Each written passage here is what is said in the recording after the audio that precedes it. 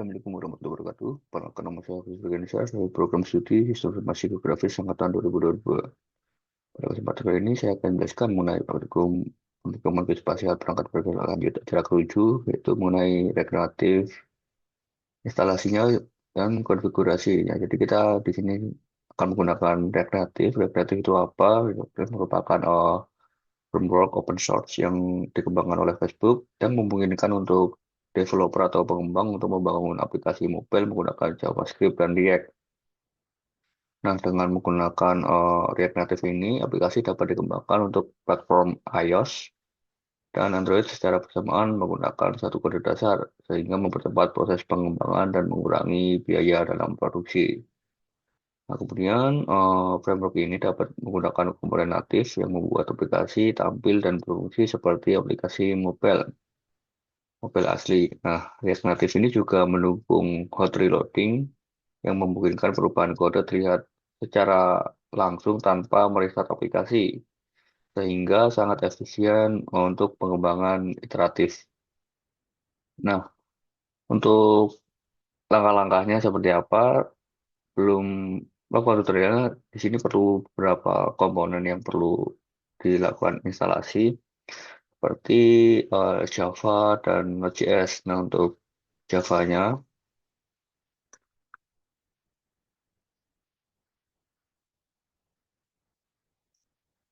kita menggunakan yang minimal versi 17 untuk menjadikan karena apa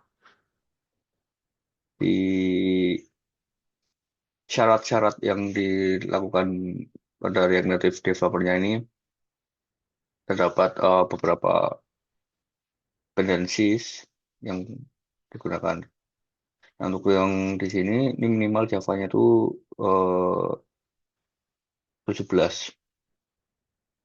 Nah, kemudian apa yang selanjutnya ada Node.js.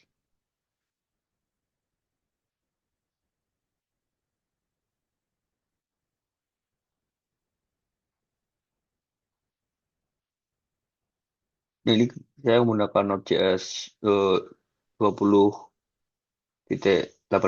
Nah, untuk penginstalasi dari kedua ini bisa menggunakan Chocolate, tapi di sini saya sudah menginstalnya secara manual, jadi tidak usah menggunakan Chocolate. Kalau menggunakan Chocolate, maka tinggal menuliskan prompt saja, nanti otomatis dari command prompt-nya itu mengunduh dan menginstal aplikasi tersebut, framework tersebut maksud saya.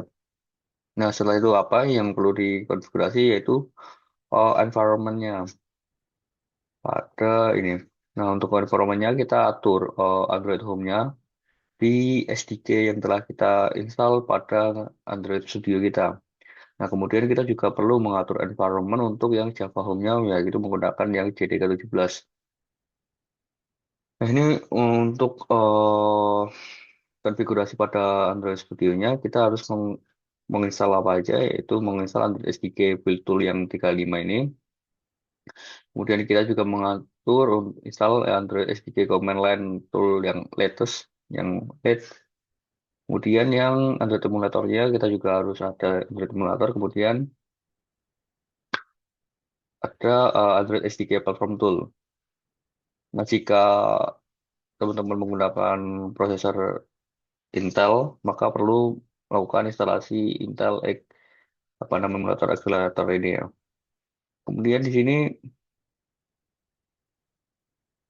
untuk SDK update. Nah, setelah itu kita juga perlu mengatur device yang kita gunakan.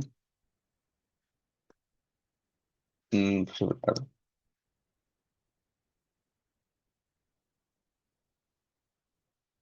Nah, di sini saya sudah ada untuk device emulatornya ada menggunakan Google Pixel 3a dengan ini ada API-nya berapa, kemudian device-nya berapa. Nah, setelah itu apa? Setelah itu adalah melakukan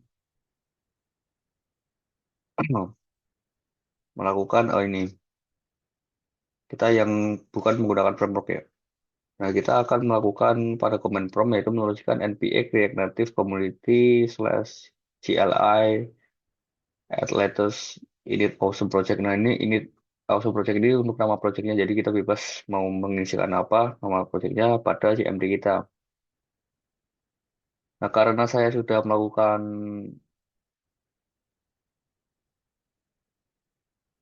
ini apa pembuatannya, jadi kita nggak usah ada tutor di untuk kayak kodenya tinggal di enter aja.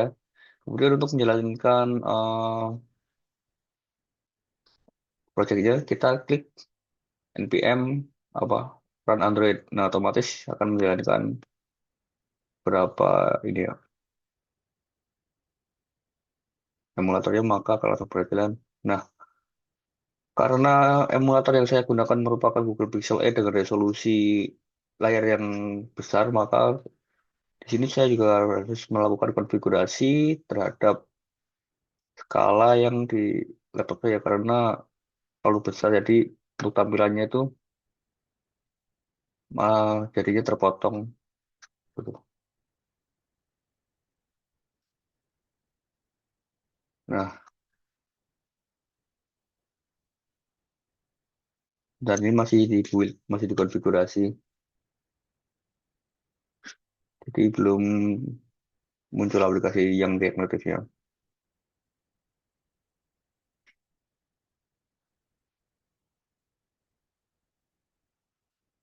Nah, untuk mempercepat waktu, maka saya akan skip saja bagian ini.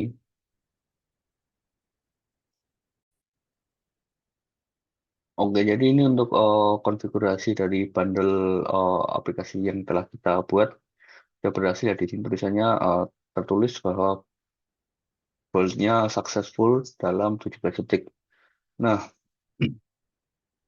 untuk kedepannya untuk emulatornya mungkin bisa saya rubah karena untuk adjustable uh, screen-nya ini terlalu besar untuk di resolusi screen laptop saya. Jadi untuk mungkin untuk Pixel 3a-nya maka akan saya ganti menggunakan emulator lainnya yang menggunakan resolusi layar yang lebih kecil. Nah, pada tampilan awalnya terdapat beberapa ini ya. Welcome to React Native. Kemudian ada tutorialnya, edit di app.exe untuk mengganti screen dan see your changes, double tap on R on your keyboard to reload the apps code. Dan jadi ini ada tutorialnya. Kemudian untuk melakukan debug juga kita juga melakukan bisa menggunakan CMD untuk yang pakai Mac, kemudian yang CTRL-M untuk yang menggunakan Windows. Kemudian di sini juga beberapa dokumentasi yang bisa digunakan. Kita tinggal klik aja, misalnya ya basicnya, kita klik aja basic, maka akan otomatis ke direct maksudnya ke direct ke dokumentasi dari relatifnya. Nah, kemudian untuk diisi aplikasinya apa aja, di sini kita bisa dapat lihat. Di sini dapat beberapa file seperti bundle dan sebagainya. Nah, pada file-file ini jika kita buka melalui Visual Studio Code, maka akan muncul ini beberapa file. Nah, seperti Android maupun iOS yang setelah saya sebutkan tadi bahwa dalam React Native ini bisa langsung membuat dua aplikasi yaitu iOS maupun Android tergantung kebutuhan dengan kebutuhan developernya. Oke, sekian dari saya. Bila ada kurangnya mohon maaf. Wassalamualaikum warahmatullahi wabarakatuh.